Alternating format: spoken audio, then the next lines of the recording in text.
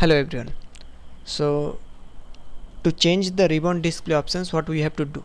First of all, we have to click this icon, that is ribbon display options, and then you can see there is three options. First one is auto hide ribbon, next one is show tabs, and the last one is show tabs and comments. By default, show tabs and comments is selected, and that is why we can normally view all the comments under any tab, and all this view is shown by default. If you click on any tab, automatically the comments are shown to you. Okay, but in the similar way, if you click on show tabs only, show tabs comment, then only the tabs will be shown here. You have to click on that particular tab and then the comments will be shown. Even and then again back, you have working on the workbook. Suppose I am working on here or writing anything else here, then automatically the comments will be hidden.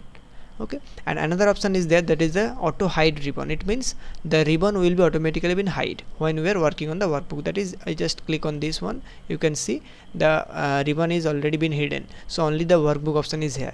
But if we want to add some comment, suppose apply some comments, then what we have to do, just we have to click this three dot icon. You have to click that, you can get that tabs and comments, that is a ribbon portion, ribbon group.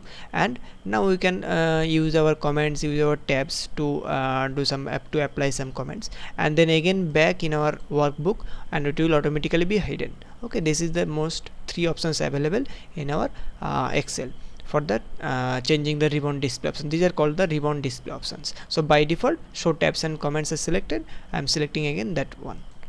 Thank you everyone.